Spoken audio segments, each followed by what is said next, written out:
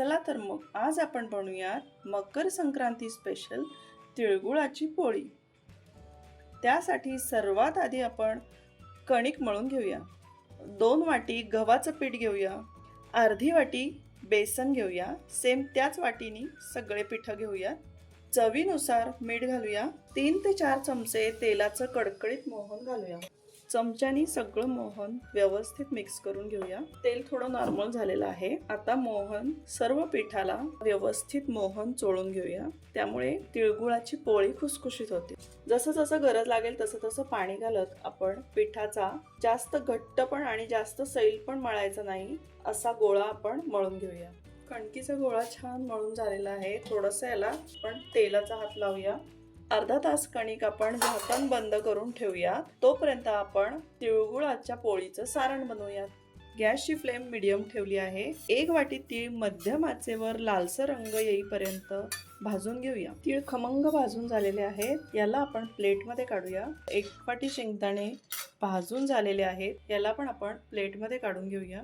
1 चमचाभर तुपामध्ये अर्धा वाटी बेसन भाजून घेऊया।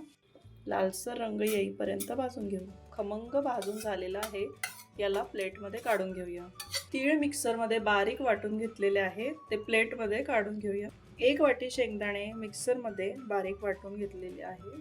1 वाटी किसलेला गूळ हलकाच मिक्सरमध्ये फिरवून घेतला आहे। तीळ आणि शेंगदाण्यामध्ये याला घालूया। भाजलेलं बेसन यामध्ये ऍड करूया। पाव चमचा जायफळ आणि पाव चमचा वेलची पूड यामध्ये घालूया। तीळ शेंगदाणे गूळ मिक्सरमध्ये बारीक वाटून घेतलेले आहेत, त्यामुळे लाटताना अजिबात त्रास होणार नाही। आता आपण तिळगुळाची पोळी लाटायला चालू करूया।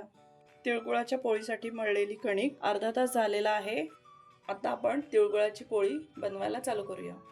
आपल्या आवडीप्रमाणे लहान मोठा गोळा आपण कणकीचा घेऊया। याची अशी खोलगट पारी बनवूया। यामध्ये आपण सारण भरूया।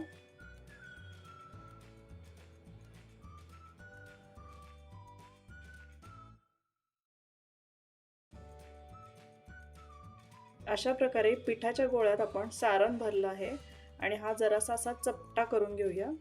तवा तापायला ठेवलेला आहे। गॅसची फ्लेम मीडियमवर ठेवलेली आहे। हलक्या हाताने आपण तिळगुळाची पोळी लाटून घेऊया।